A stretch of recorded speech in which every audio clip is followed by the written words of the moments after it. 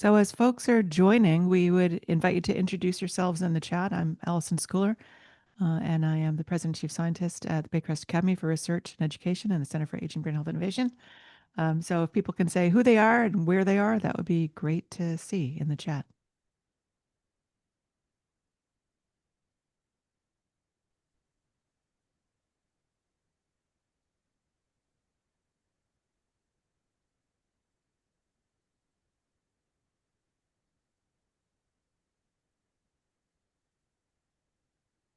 Welcome, Adele.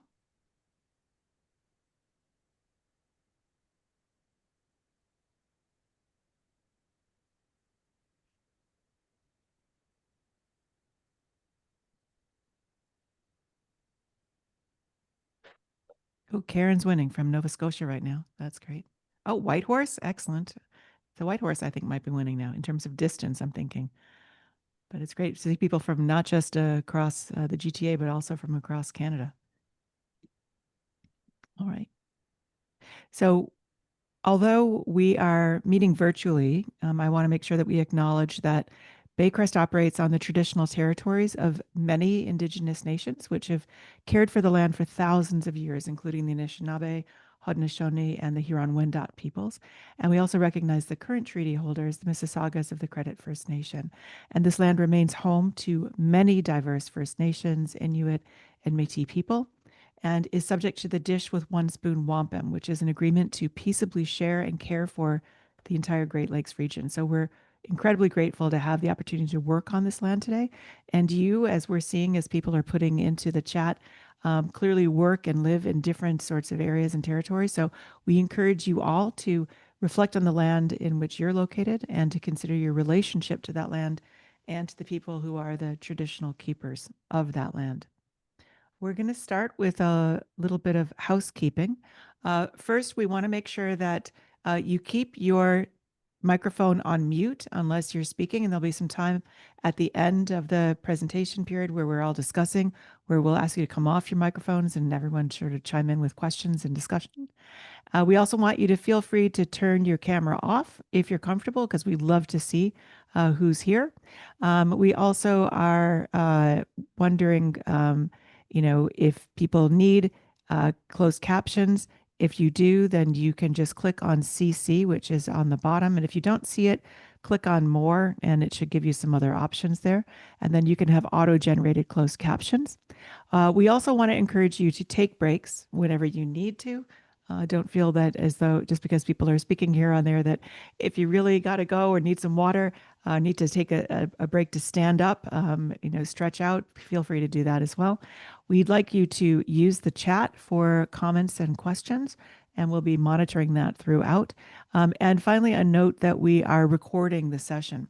And as you'll see on the next slide, we invite you to come off the mic during our open discussion. But when we are off the mic, let's be respectful and supportive of folks with just one person speaking at a time, and we'll try to make sure folks are getting called on to do that.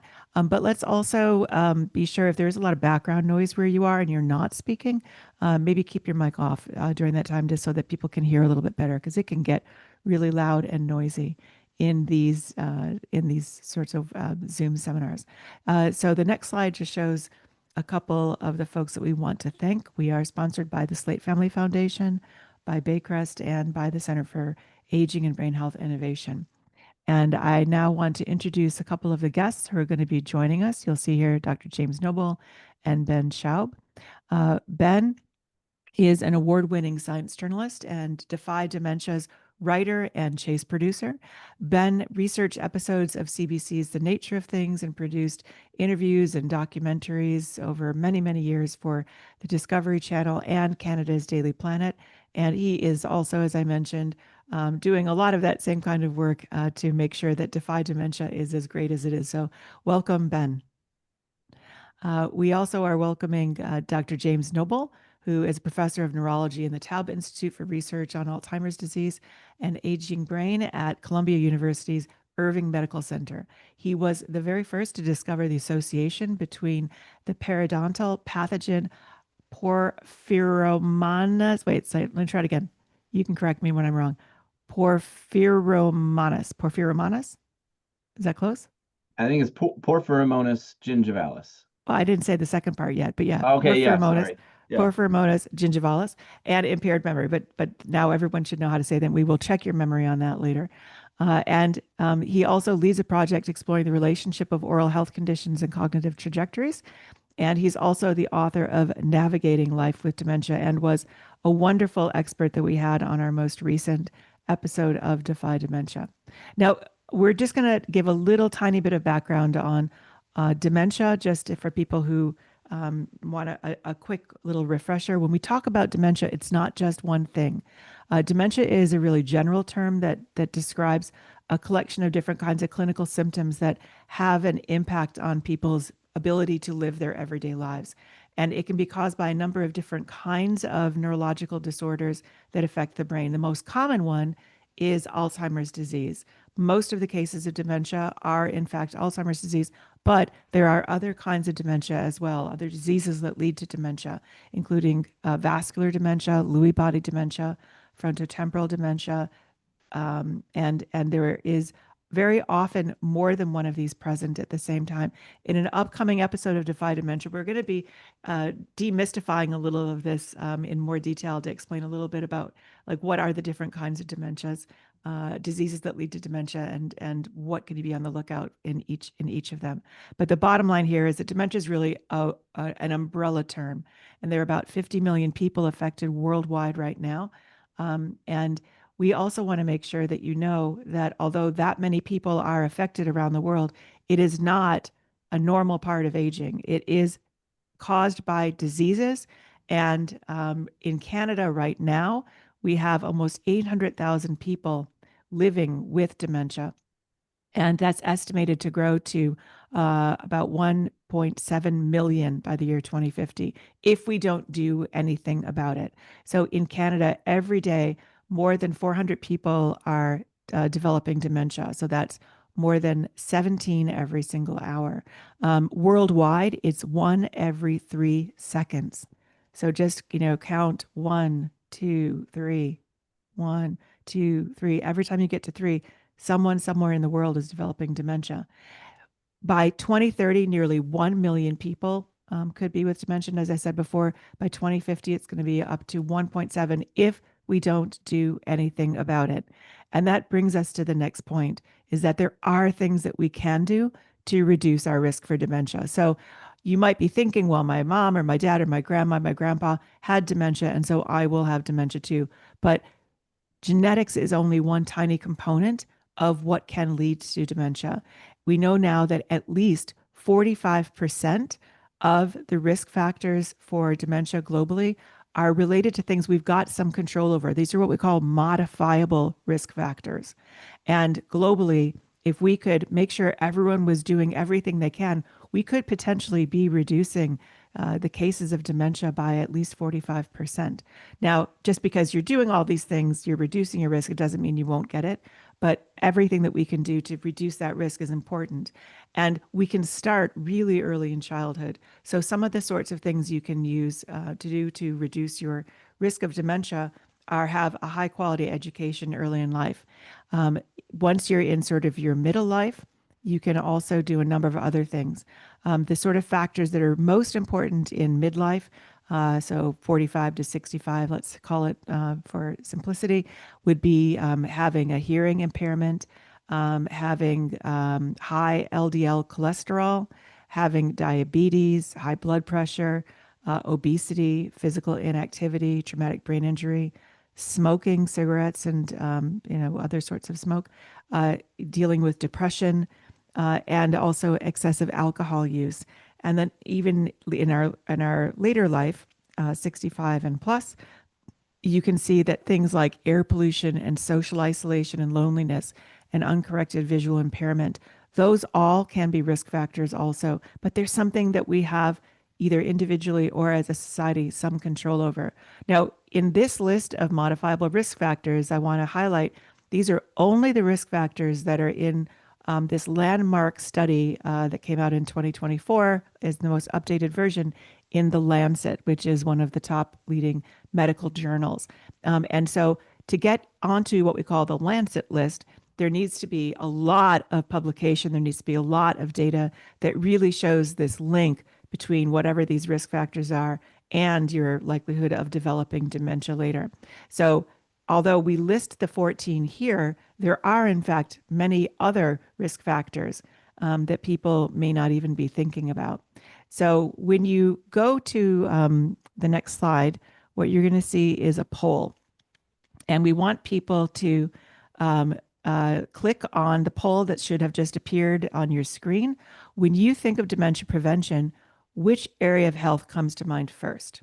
Physical activity, nutrition, sleep, social connection, or oral health? And just click on the one for you that comes to mind first.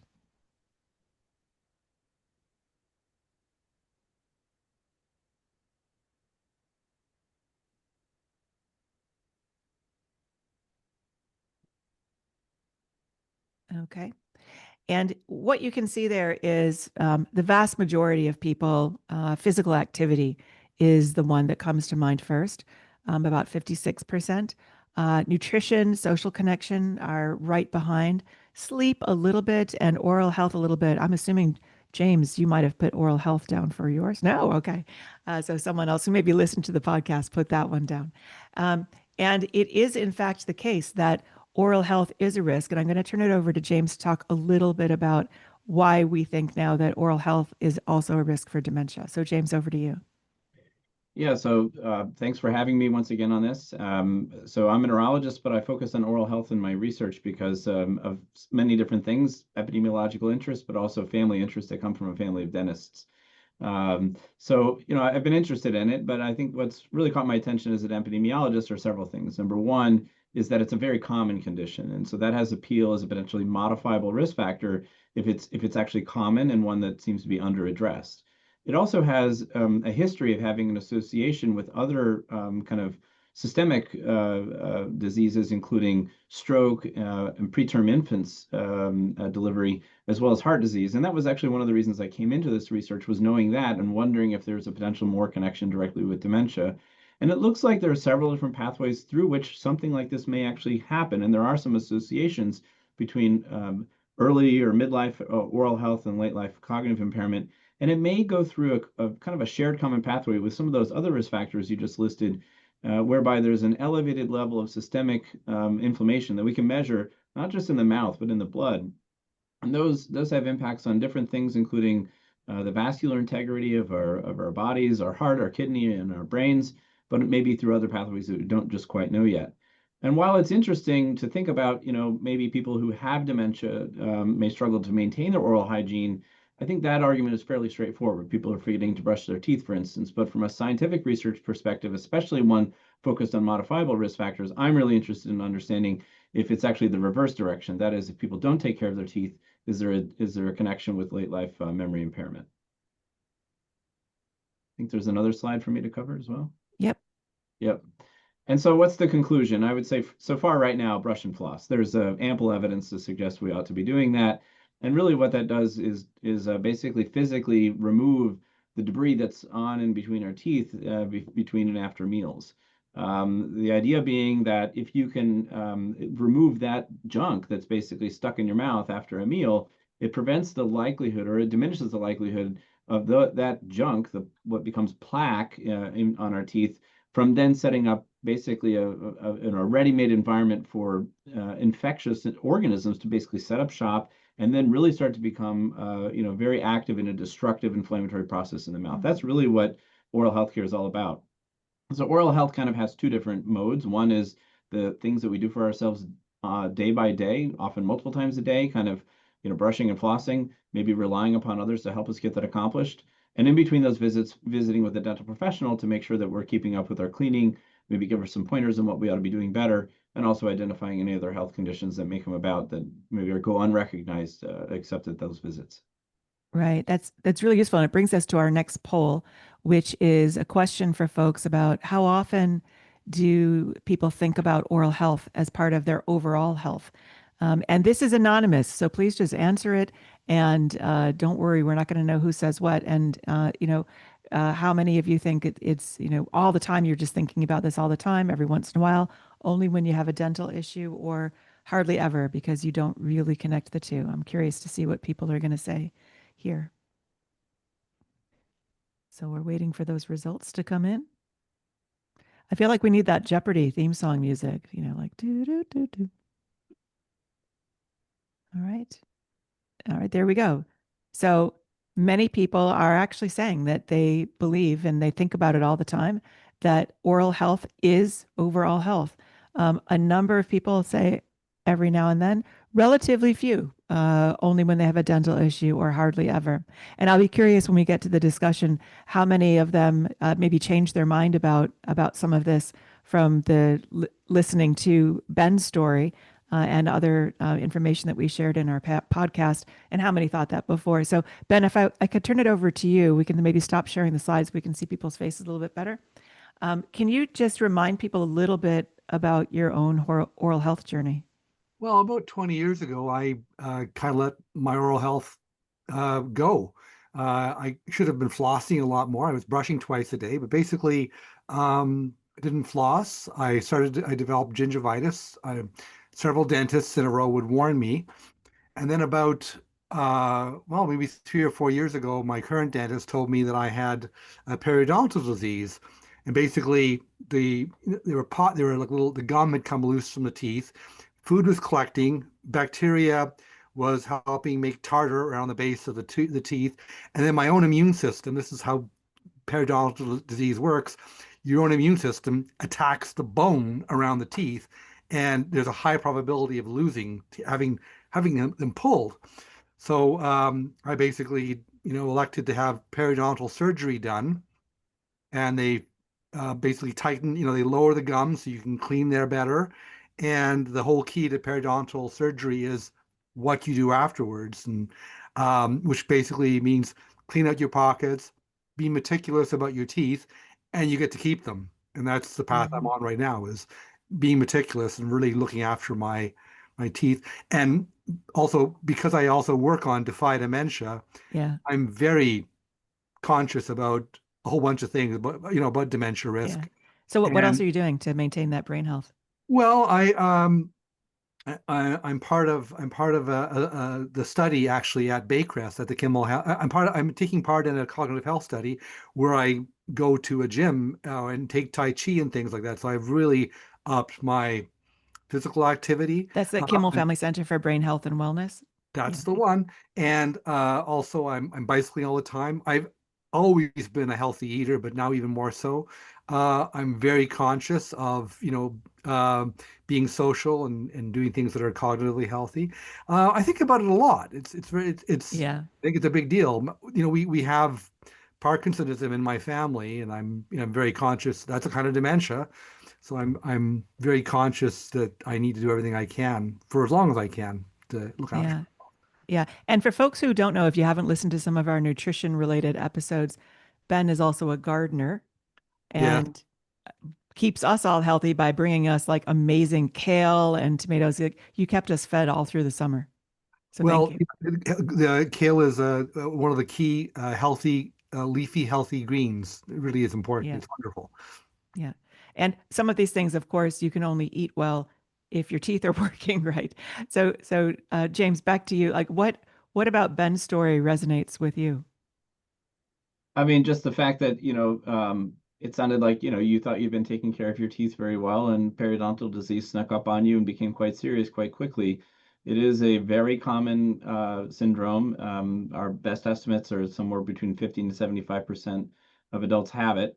And that's even, irrespective of whether or not somebody takes, good care of their teeth. It can still happen. It may be less likely to happen for sure if one keeps up with that kind of thing, but it is very common. And it was also, I think, common for your experience to, learn that there, weren't just kind of effects on the tooth itself, but a lot of downstream effects that could follow, not just by losing a tooth, but the fact that you had that kind of active inflammation in your mouth in the first place. The science is pretty strong.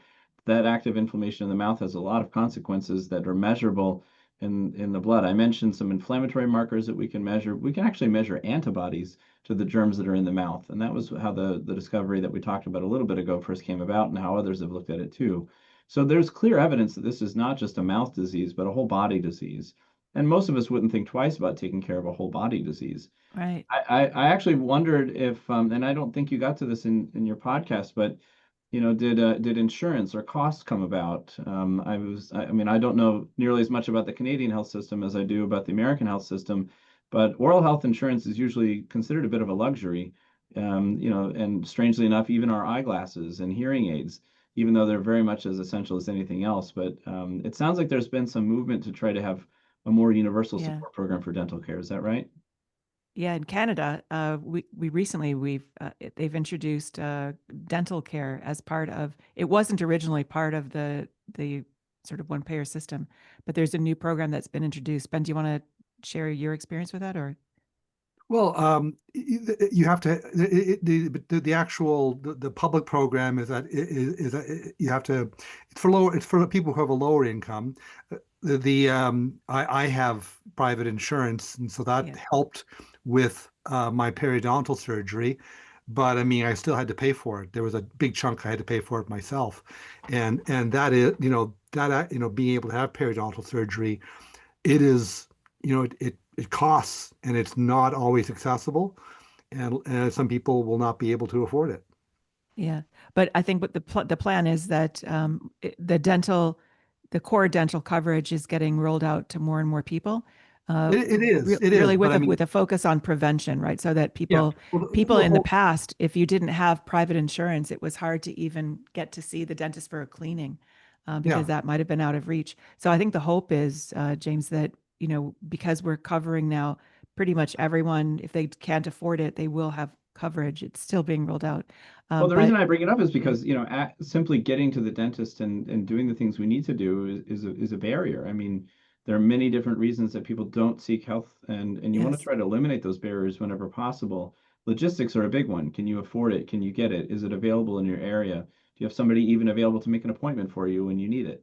Right? All these yeah, things are kind of the logistics that are built into it. And if there's I think a program that can at least eliminate the financial one, all the better. I think, as is the case in anything, one always wants to know where they're investing their money well. And I don't think we would think twice about investing in stopping smoking campaigns or yeah. diabetes or blood pressure campaigns, but we're often left with kind of minimal evidence, or teeth just aren't considered as seriously, I think, as many other health conditions might That's be. right. Roseanne's put a link to the Canada Dental Care Plan in the chat if anyone's interested in getting more information. And if you don't know about it, if you are in Canada, certainly take a look and see if you're eligible for any of those benefits. One of the things I did notice, we have some folks from Whitehorse joining us. And James, I don't know if you know where that is. It's in the Yukon. It's Okay. pretty far north. It's a lovely, lovely place. In fact, just a shout out to the folks in the Yukon. This is my fireweed glass that I made at Lumel's, which you'll know what I'm talking about. No one else will. And there are only about 47,000 people in the entirety of the Yukon. But it's huge, and so there are a lot of people who are living in rural areas and may not have that kind of access. So when you were talking about flossing and brushing, you know, from most people, is that going to be enough, just flossing and brushing? And then there was a question that's come in already in the chat about whether floss picks are the same as regular dental floss. Do they work the same way? Yeah, to the first question about is flossing and brushing enough, generally speaking, yes. I mean, it's not like you're going to be seeing your dentist every day. It's more likely, once a year, twice a year is typical for most individuals. And if you have at least access to that, and most people, at least most areas do have something like that available to them. The main thing is, just like many things in our health, we have to take care of ourselves most of the time and rely upon others when we really need it. As far as the value of, kind of preventative health measures and preventative dental measures, there's still some debate about its value. There was even a recent review in the U.S. literature about what should be done in the context of should primary care be actually engaged in oral health measures, and that's not so clear either. It really comes down to self-care when it comes to dental measures as being the real primary way to get ahead of this. I'm probably not the right person to answer about floss picks versus dental floss. I think the main thing is to say you just do something, right? Don't do nothing. And if the main thing comes down to just basically physically cleaning the teeth between meals. Yeah. Ben, you want to chime in on you get a Well, floss well, pick there? the soft pick is really good for massaging the gums for overall gum health. It isn't really a toothpick. Um, Floss is quite specifically designed for wiping around the bottom of the tooth, and if depending how you do it, you Getting basically in between. getting between, and when you pull it, you actually extract tartar and bacteria and food. So it's not just kind of going over and like looping around and pulling down. If you can, you also get a little tug, and it actually just like a piece of sand, not sandpaper, but like it's like it basically scrapes it off. And I Yeah. Are you particularly willing to do a demonstration for us right here no, since no, you're no, on I won't do that. camera? But I wanted to show, Oh. also electric toothbrush, really good Uh-huh. idea. And because I have pockets from my, Uh-huh. which I still have after the periodontal surgery, I also have a water pick, and I also Uh-huh. I have a little special brush here for getting in little tiny pockets, little places where my teeth overlap. So what I do is actually more elaborate than what most people have to do. What James was saying Right. Right. about just flossing at least once a day and brushing twice. That's sufficient if you do it properly.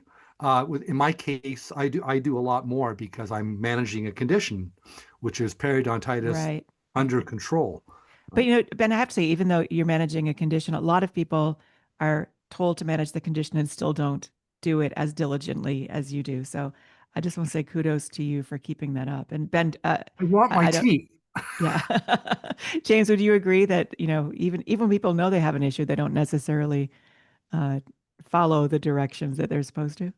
Yeah, I mean that's common in a lot of medical settings that people for whatever reason don't engage into their healthcare sometimes until it's very late in the game, and so just trying to encourage that it's never too late to start mentality can really help with this kind of thing. Even if somebody has fewer teeth than what they were born with and grew up with, there's still value to having those. There is a stigma to losing one's teeth. The social aspects of having, especially Yeah. missing front teeth is a piece. One thing you started alluding to, I think earlier on, was about the nutrition that follows when people Right. may or may not have teeth. Ben, you mentioned kale, and we need our rear teeth, the molars, to help grind foods like Yeah. those.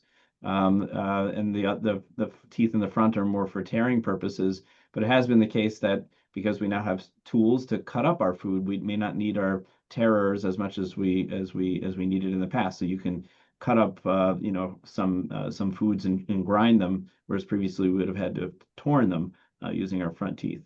So, but there may be a connection, and this is something my group's trying to look at it, not just the nutrition as a predictor of somebody's cognitive impairment in late life, but do actually teeth determine what nutrition one has, and then therefore Right. it Right. kind of a It's like downstream chicken or response. egg, which is coming first. They're probably Yeah, yeah, both in some ways. Yeah. yeah. It's an interesting question, right? Yeah. Ben? Allison, do you remember that James had a point during the actual podcast on oral health and dementia risk? I think well, either you or Jay asked him. Um, like some risk factors like hearing are very significant. Like if you had to actually put the importance of oral care, where would it kind of fit? It is Yeah. not on the official Lancet Commission list right now, Yet. but yeah, but what do you think?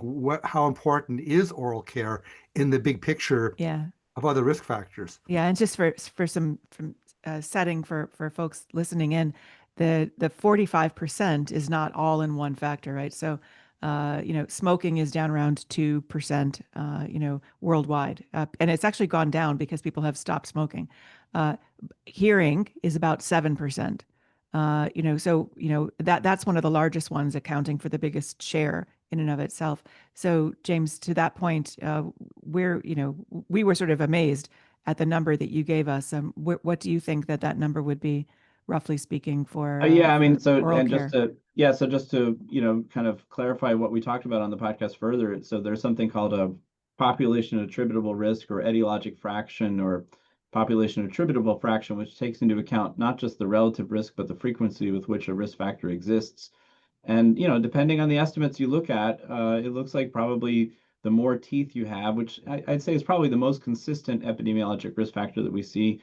Having more teeth, seems to reduce your risk of developing dementia somewhere in the neighborhood of 20 or 30%, even after controlling for other risk factors. And then if you take into consideration that the disease itself of tooth loss or periodontal disease exists somewhere in the neighborhood of 50 or 70%, depending on the estimate you look at, I think I said something like 10 or 20% is the number that I've come up with myself just using those numbers. I mean, you can calculate it Yeah. yourself, the score that follows. But whenever you see something that's bigger than everything else, you have to be a little bit suspicious of your finding. But at the same time, Yeah. I think it makes sense. I mean, if you've got a very common risk factor with a fairly consistent, association, those are the numbers. Yeah. Now the question is always, well, are teeth just a marker of something else? People who take care of their teeth take care of themselves in other ways, and maybe we're just not fully measuring it. But a lot of those numbers that I just quoted take into account a lot of other things, like all the things you had on your list, even after taking into account, age, diabetes, high blood pressure, cholesterol, smoking, drinking, even some genetic risk factors, it still seems to stand out. Yeah. We didn't talk about this on the podcast, but it struck me when you said the number of teeth people have is a predictor. Does it have to be their original teeth or can it be replacements? So, for example, I lost a tooth back here. I cracked it on a piece of uncooked ramen. Great. It Yeah. was clearly not in good shape to start with, or else that wouldn't have happened. But now I have an implant. So if and other people will have full sets of replacement teeth. Is it if you take care of it soon enough and you have artificial teeth? Is that good enough, or does that in and of itself also is that a risk factor? Yeah, it's a good question. I don't think we've looked at it that in our group per se. It's something I think we should, but what you're getting at is basically if you lose a tooth and you put something in that restores basically that same site's functionality, does it eliminate the risk that we were talking about? I mean, it maybe there's something there. Nobody really knows as far as the literature I know. Really, what we're looking at is probably the best estimates are whether or not somebody has a kind of a critical number of teeth, and it's been looked at a bunch of different ways. More than 10 or more than 20, or sometimes the reference groups. It just depends on the study you look at. The more teeth, the better, it seems like. And then the other, if you kind of dig in further, is it's not just about how many teeth you have, but what teeth are still there. So, you could have one tooth that's on the top that doesn't touch a tooth on the bottom. You still have two teeth, but if those teeth are actually the teeth that oppose one another, they're called a functional unit because they actually do something together. So is it Hmm. more important to have those functional units or just to have the two teeth that may be side by side, even if the ones are missing right adjacent to one another?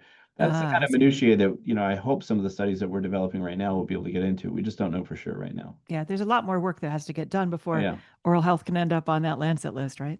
Yeah, I mean, and to that point, I started working on this back in 2007 when I was doing my master's work here. And, I found this one association. It was a cross-sectional association using a US level data set. And I looked hard, looking everywhere else, trying to find another data set that had teeth available and some sort of oral health measure. And there were basically only two available at that time. And they weren't really that mature enough to be able to look at kind of longitudinal outcomes. It was really all cross-sectional. One of the studies has recently come out with some interesting findings called the ARIC study, the Atherosclerosis Risk and Community Study, and that's a four center study in the United States. But again, it took another that was almost 20 years ago that I was looking at this, and really there was not much in the way of longitudinal data, and that was what led us at our center to kind of put together a longitudinal study, just because it wasn't really out there for us to see. Right. Right. But the other thing we're talking about longitudinal, like tracking people, through adulthood. But one of the things that you said on the podcast really stuck with me because we always do say you're never too young or too old to take care of your brain. And when we asked you, when we talked about the early and then the midlife and then the later life factors, and we asked you, where would you put this? At what point does oral health start being an issue? You said, As soon as you get your first tooth. yeah. Yeah. I mean, that's really when So, it begins. And there's some studies that look at in the saliva of 2-year-olds that there are organisms that are associated with periodontal disease. So well, that's probably coming from an affectionate parent. That's where that comes from. These organisms don't come out of the air. They come from somewhere. Maybe it's some sort of contact or some sort of other exposure, right? And that's it begins very early on. It may not necessarily cause disease or cause harm, but at least there is a microbial environment that begins and can be accelerated whenever there's neglect on oral care. I don't remember if I mentioned it on the podcast, but my father is a retired periodontist, and he talked about and I need to write this up somewhere, but he says that he was involved in the first culture of P. gingivalis back in the late Wow. 1960s, and it was out of a teenager that they cultivated the organism. Wow. So, even, we've known about this being a problem, not just about, adulthood, but even in childhood.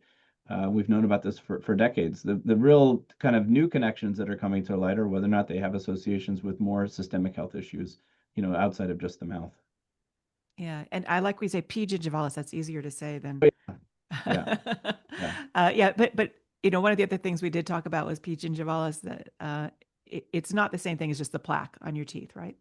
Right. You have to have really the plaque there in order for that, kind of environment. It's basically kind of it's an unhealthy environment. It's leftover food onto which an organism really starts to latch on. And there's this notion of almost like a pyramid of like basically a normal, we have skin flora, we have gut flora, we have mouth flora that's always there.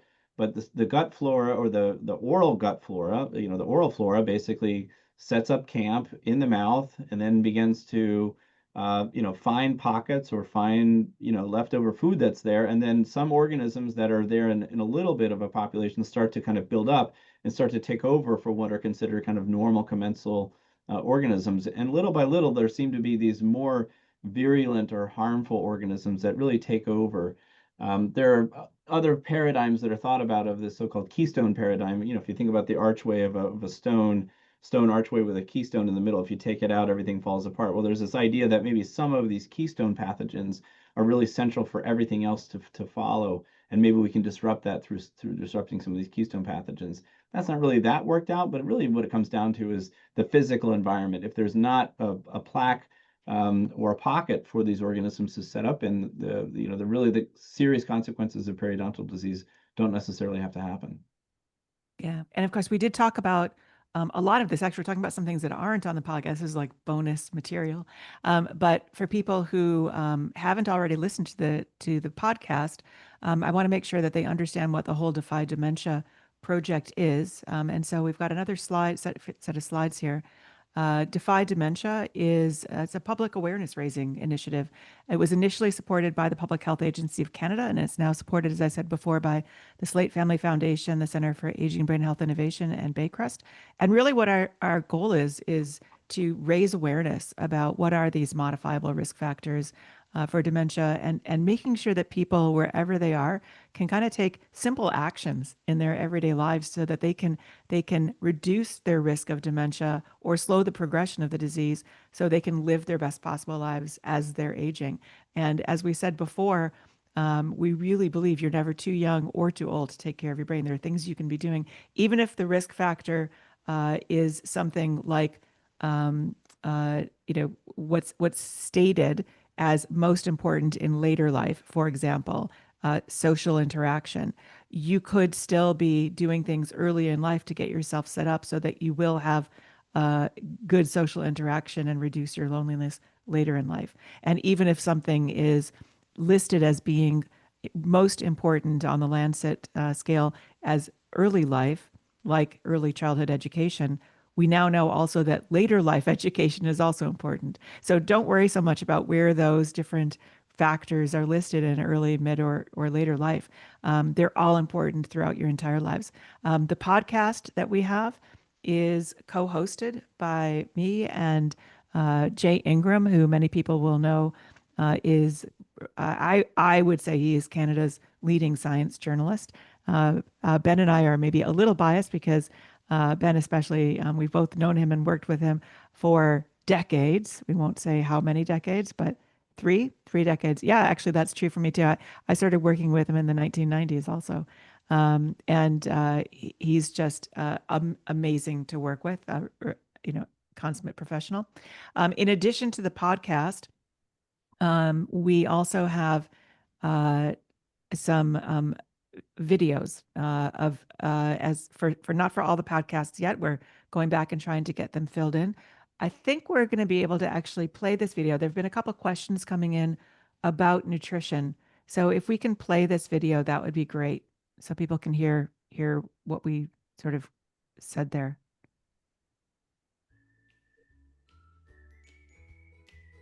You want to turn your sound up as high as you can, I think. Food is fuel for the brain. Eating nutrient-rich foods decreases your brain age and reduces your risk of dementia. Fill your plate with a mix of foods: fish, dark leafy greens, poultry, extra virgin olive oil, nuts, whole grains, and bright berries. Foods like these are full of quality vitamins and minerals. They also provide anti-inflammatories and antioxidants, which protect your brain from stress and inflammation. Replacing beige foods with bright, colorful options will decrease your intake of trans and saturated fats and could decrease your cognitive age by up to 7.5 years. At the grocery store, head to the produce section first and choose colorful things. Frozen fruits and vegetables provide the nutrients you need without emptying your wallet. Gradually switch out a few unhealthy foods to create a balanced, brain-healthy diet and decrease your dementia risk one bite at a time. So that's just one example of one of the videos that we have. They're each 1 minute, and they have that fun little brain character that you'll see. I've become friendly with the little brain character. And we also have infographics, which are just sort of one-pagers of what is the risk factor, what action can you take. And we have these in English and in French. And as I said, we don't have them yet for all of the different episodes. We're going back and trying to build more of them in. But where we do, they've been really, really useful. And I'd urge you to go to the Defy Dementia website and download the infographics. I know the Yukon Council of Aging actually has these available for people in Whitehorse to come by their place there and pick them up. You can send them by email to folks. It's very helpful as a little note for that.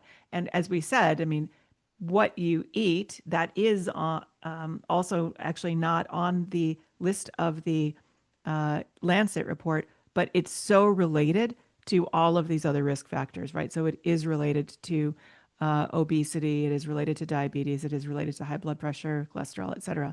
So we know that diet is going to be, critical, just as oral health is critical. So just because something's not on that Lancet report does not mean it's not important. There's a lot of knots there, I know. But one of the other things that was asked is sort of this interplay between the different kinds of risk factors, right? So nutrition and oral health, right? So we've already talked a little bit about how if you don't have the right kind of teeth in place, maybe that's going to be a challenge for people to have the right kind of nutrition. So it could lead to some of these other risk factors. What about oral health and some of the other risk factors? So Adele has asked, does having fewer teeth lead to less socialization, which could lead to a higher risk? What are, Ben and James, what are your thoughts on that kind of a question? You want to take it, Ben? Well, I've just heard people I know have said that they actually, if you're missing a tooth or you have some sort of a problem, or if you have gingivitis, which can lead to bad breath, you tend to not communicate as much. You cover your teeth. I would say it makes you less social. That would be a big one. So, social engagement is one of the modifiable risk factors on the Lancet list. It's a huge one. Yeah, I'd agree. I don't know that it's been formally studied, but it makes a lot of sense. And I don't think you'll hear a lot of stories from friends if you just ask if they've ever had something happen, especially one of the front top teeth, that it definitely impacts their day in some way, or maybe longer than that. I think to these graphics you've shown here, they're very important to know about. And I would say, to the comment you made earlier about, it's never too late or too early to start. It does seem to be the case that the earlier one starts on these initiatives, the better. Yes. There's actually relatively little evidence to suggest that all the things that we've mentioned actually make that big of a difference after somebody has cognitive impairment.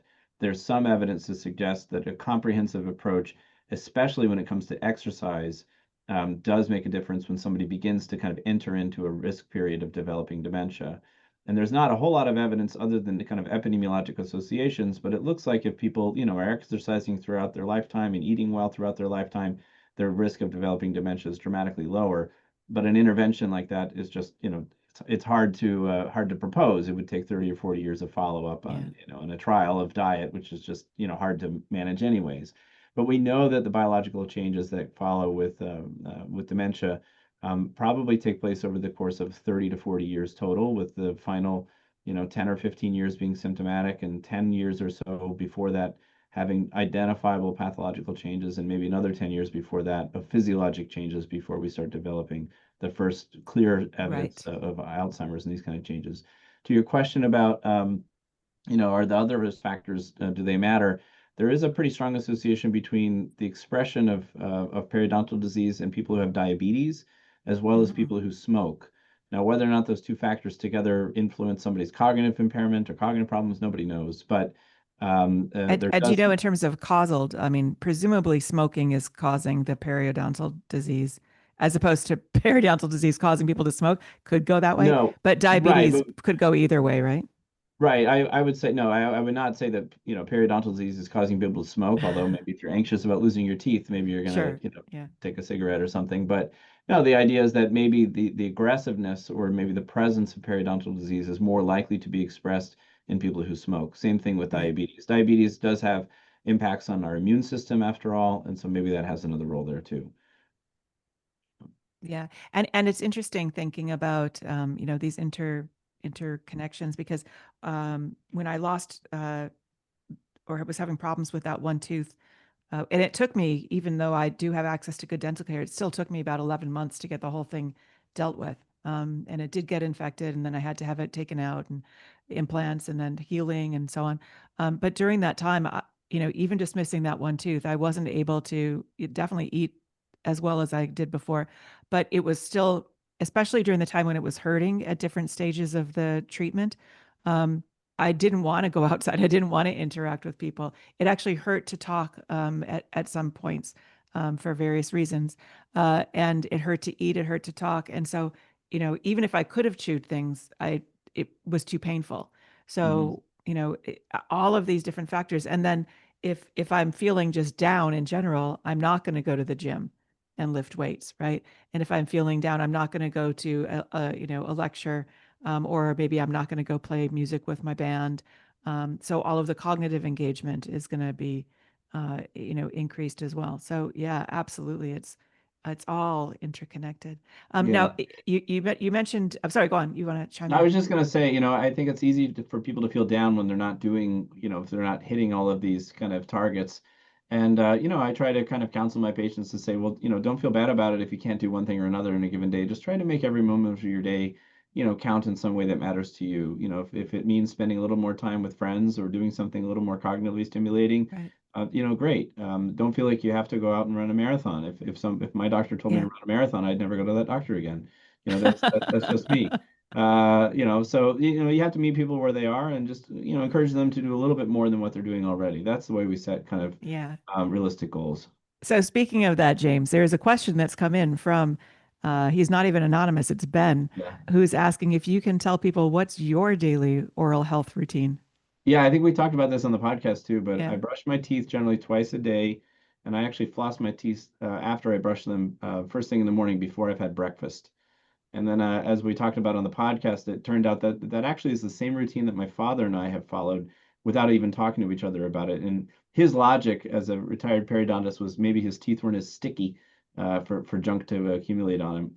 And I think there's some logic behind that, but I don't know. That's just an N of 2 study right there. Yeah, I wish we could do a poll to see who brushes their teeth before or after breakfast, because it never occurred to me that people didn't do that. After the podcast, after producing that podcast, I changed over to morning flossing mostly. And I think it's completely anecdotal, but I think I agree with you, James. I think my teeth aren't as sticky, and I don't need to floss as much in the evening unless I've had something like seaweed soup or something with lots of sinew in it or something. So Yeah. And it's just really interesting that things that we just assume because we've just always done them, you don't even think about the variability. I mean, get I'll folks also out. say I grew up in a family that was clearly, tuned into oral health. So I was taken to the dentist Yeah. routinely. I don't have any Yeah. cavities. I did have one that actually went away. I kind of Yeah. flummoxed Strange. my dentist when that happened. She'd never seen that before. But it was between my two teeth, and just with some fluoride rinse, it seemed to have gone away. I grew up in a place that had fluoridated water, which is not available everywhere, but really should be. Yeah. And I also, I had sealants put onto my molars, when I was young. But that's it. I mean, I routinely see my dentist, twice a year if I can make it. I'm pretty busy. It ends up being once a year, just to be frank, a lot of times. But it's nothing all that special. It just really comes down to the daily habit. Yeah. And can I ask, because during pandemic didn't get to the dentist for several years, frankly. I went back and my teeth were fine. They just were, covered in stuff, but Hmm. no cavities or anything. Other people in my family who had not gone as much and still do brush their teeth and et cetera every day uh, had way more cavities. And so what is it about some people's mouth? It's not just, are you brushing your teeth? Like there is also some physical difference in, is it the acidity or something? Like what is it about different mouths that some people are more prone to get cavities than others? Yeah, there is a genetics of periodontal disease. So there are some genetic factors that have been associated with more or less likelihood of developing periodontal disease. Why the biology of those genes make a difference, I don't think it's entirely understood, but there are some factors. As far as factors associated with caries or cavities, I'm not clear on that literature. Maybe it exists, I don't know, but definitely there are differences person to person within a household, differences in rates of cavities and so Yeah. forth. Yeah. And so there's always, just in, like, you showed the graphic of the 45% in the dementia figure, every health condition has that. There's always this kind of Yeah. missing X factor that, and it's easy for my patients, and I talk with them all the time about this. It's easier for them to feel kind of self-defeated, so I ran all the time. I took care of myself. I ate all the right foods. I don't have Alzheimer's in my family. Why did I get it at the age of 60? And Right. that's, Right. unfortunately, we don't have great answers. We're getting closer to them for many. But it's still, the point probably for them is, well, maybe I would have met them earlier than I'm meeting them right now. That's what we have to kind of presume based upon the best literature, but nobody knows. There are just, Yeah. people are different, one person to the next. Yeah. Just we're going to open it up for people to be sharing their questions themselves. You can also just put them into the chat if you'd rather have us read them. But before we do that, we just want to go back to a little bit of housekeeping. Thanks. A reminder first with Defy Dementia. If you go back one slide, you'll see just how do you get to Defy Dementia. Just go to defydementia.org. It'll have all of that information, all of the podcasts, all of the uh, um, infographics that we've done, all of the videos, and resources for every single one, and take home messages and key actions for every single one. There was a question in the chat about, is there a particular diet that we would recommend? Again, there's so much more research that needs to be done, but you will see that there is at least sort of an outline of a diet, and there's information about that in the chat. It's the Canadian Consortium on Neurodegeneration in Aging, or CCNA, which is headquartered at Baycrest.